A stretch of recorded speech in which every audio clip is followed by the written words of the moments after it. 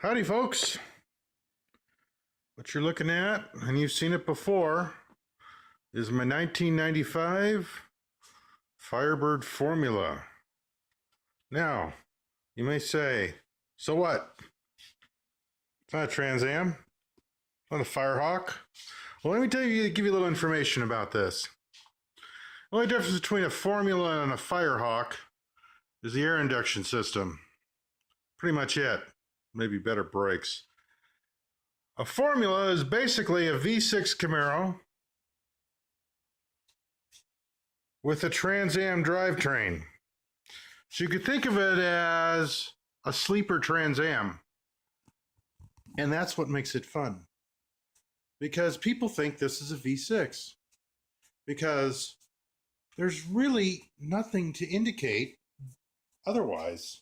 Except, well, if you look close enough, there.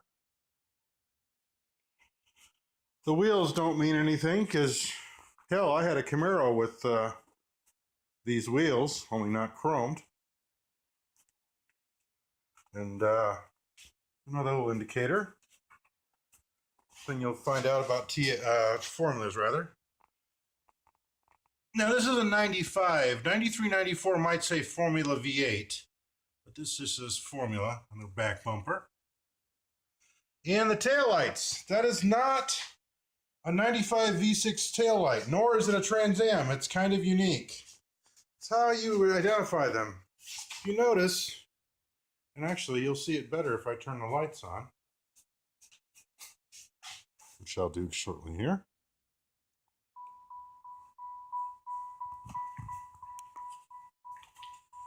One thing you'll notice about these taillights is they've got a grid across them.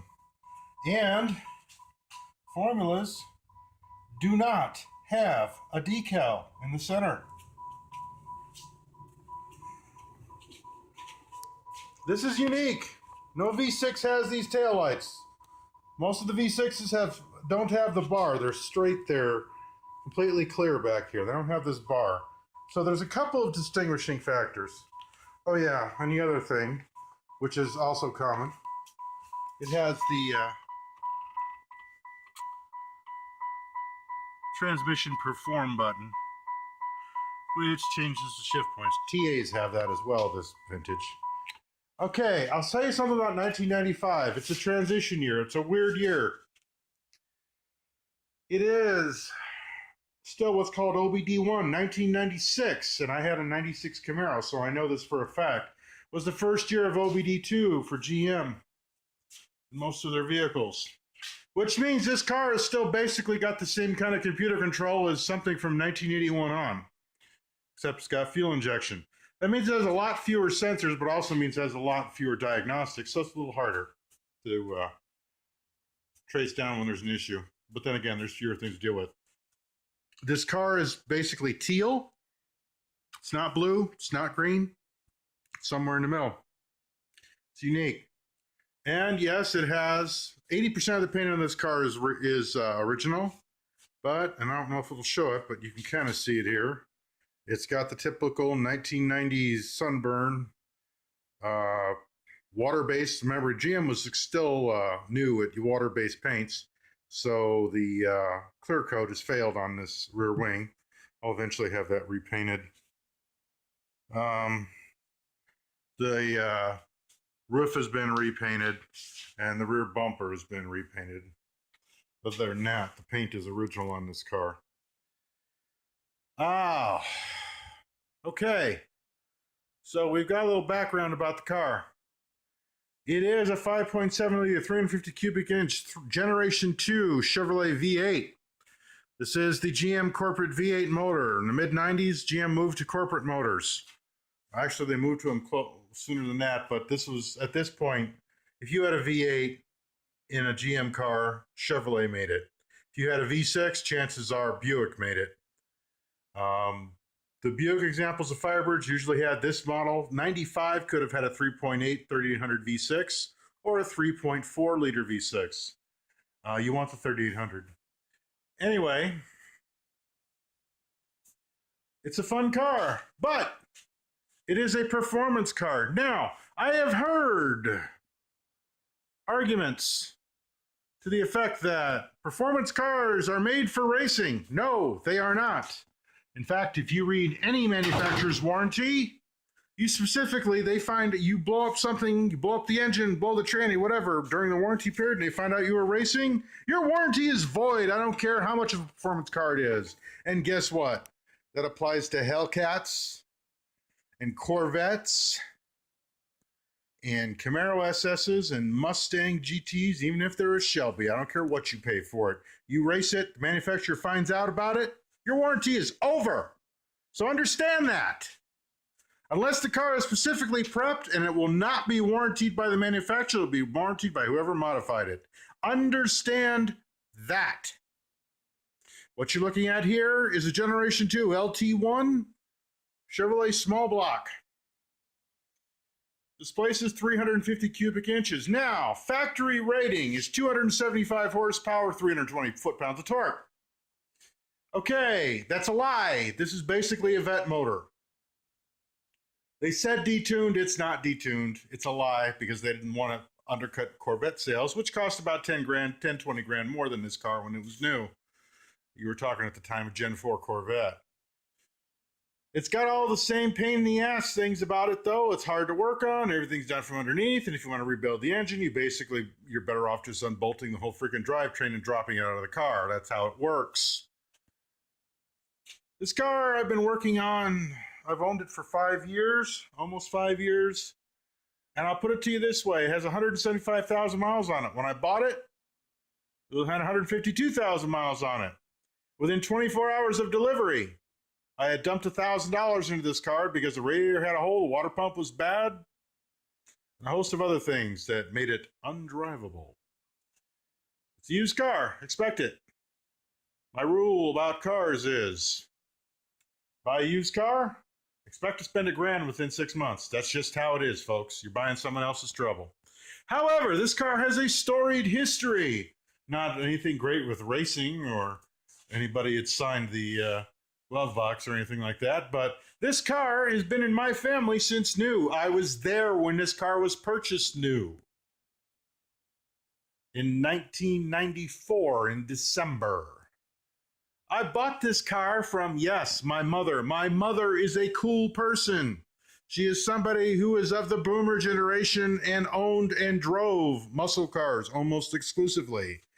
So when we were in the dealer, she was looking at a V6, and I said, Mom, you've owned GTOs, SS Chevelles, Camaro SS's, Firebird 350s in the early 70s. Why are you looking at V6s? And she said, you're right. So she bought this. And let's see. Almost 20 years later, I bought the car from her. Okay, so that said, it's a family heirloom. However, this is not a Honda Accord. This is a Pontiac GM product, mid-90s, meaning stuff's gonna break.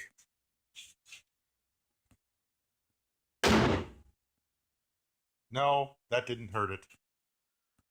It's a metal hood. You're just not used to that these days, folks. Sorry, millennials. Cars used to be made of metal. Although this one is about 75% plastic. The doors are a composite plastic material. The front fenders, the roof. The only metal on this car, as far as body panels, is the rear quarter right here.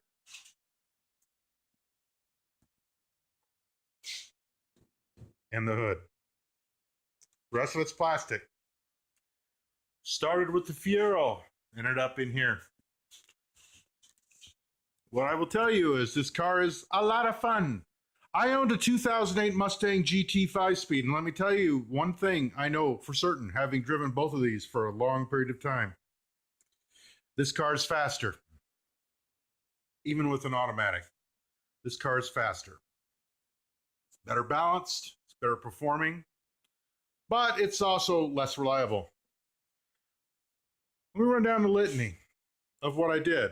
I told you within 24 hours of taking possession of this car, and I had it delivered from my mother, who was in Colorado, down here into Mesa, Arizona. Within the first 6 months of ownership, I had to change the radiator, hoses, OptiSpark ignition, water pump, serpentine belt, and a few other minor things. Some interior pieces that were worn out that I had to change. Within the past 5 years of ownership, I've done another water pump. Most recently, a transmission rebuild at 175,000 miles. The transmission in this car finally gave out, and it's not raced, it's not abused. It's just 175,000 miles on a 4L60E is pretty much the lifespan of one. You're not going to get 200,000 miles off a 4L60E, not in this application. I live in a very hot climate. I live in Arizona routinely in the summertime for about 4 months a year. The temperatures are in excess of 105 degrees, sometimes in excess of 115 degrees. So driving this car in traffic is torture to this car. You could say it has no open air vents, anything like that. Everything comes from underneath, so the fans do a lot of work, try to keep this car clean and cool.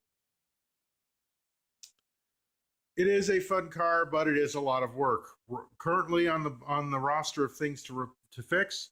I need to change the master cylinder, mostly because the reservoir has cracked and become leaky. The master cylinder itself works, but the stupid plastic GM reservoir is going to hell. I'm going to have that done. AC doesn't work. It needs to be flushed and recharged. Other than that, in my mother's ownership of it, she actually had the AC compressor replaced, so the AC would work if I could get it flushed and recharged. Other than that, it's fine. And the AC high pressure switch is a problem, which is common in these cars. What else? Did I mention the transmission? Yes, I did. $2,200 to rebuild the transmission, and that was a deal. Rebuild a transmission in this car, anywhere from $1,800 to $3,000. $1,800 if it isn't too badly worn. Mine apparently was. The failure of this car with the transmission was the 3/4 clutch pack, which is very common, as well as the input stator and stator support failed. Input drum failed. I'll put it to you this way. Here are my receipts for the past month.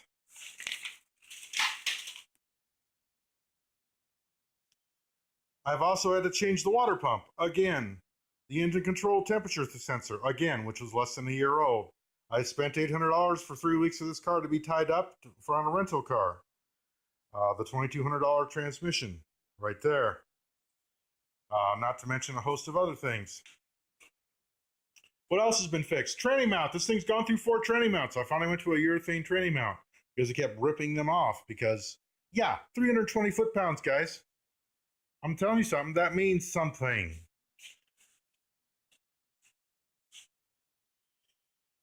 Oh. So we've done the radiator. We've done the water pump. We've done the water pump twice now.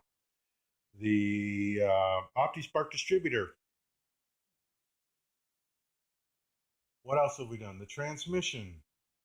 Tires have been replaced, of course, but that's a normal wear item. Some interior pieces that were worn out. And intake elbow because it was crumbling into dust.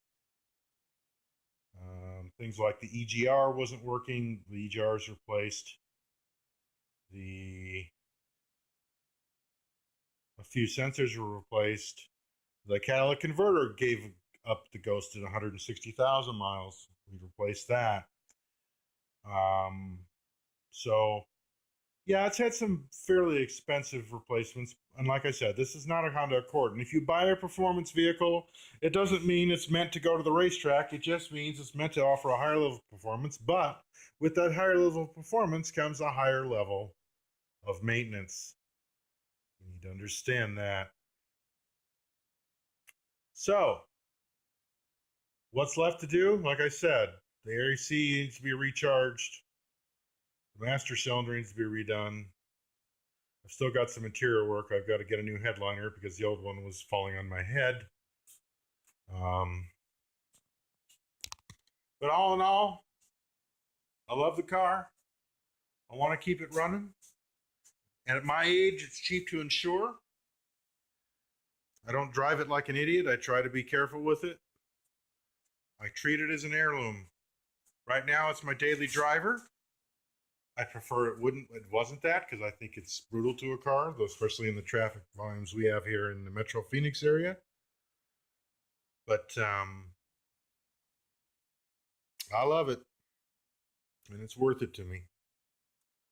Anyway, that's just kind of where we're at. That's the backstory of it. I'll tell you one little bonus too. Here, let's take a look at these wheels for a minute. Here, you see these chrome wheels? These are factory wheels. I call them the solid shooters. Okay, these are normally these come in either white or natural aluminum. These are aluminum wheels. They're 16-inch wheels.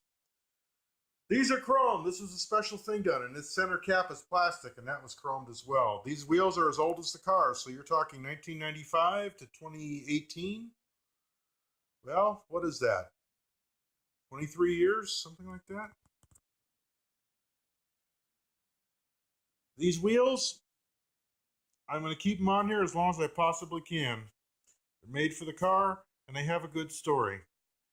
I told you I was there when the car was purchased. When my mother purchased the car, she took me with her. And these wheels, they were real excited about these wheels because they were chrome. They were chrome factory wheel. I'm like, oh, isn't that exciting? It's like, oh yes, that's very exciting. They wanted to charge an additional $1,200. This is 1994, folks. $1,200. And they were going round and round. And I was sitting there listening as my mother was arguing with them over the car. And they'd reached an impasse, and there was a quiet little moment. And I spoke up, and I said, why didn't you put the regular wheels back on? The car did not float here. The salesman looked at me. My mother looked at me. The salesman turned his head and just said, give her the fucking wheels. Guess what? $1,200 wheels were free. You're welcome, Mom. Anyway, that's a fun little story.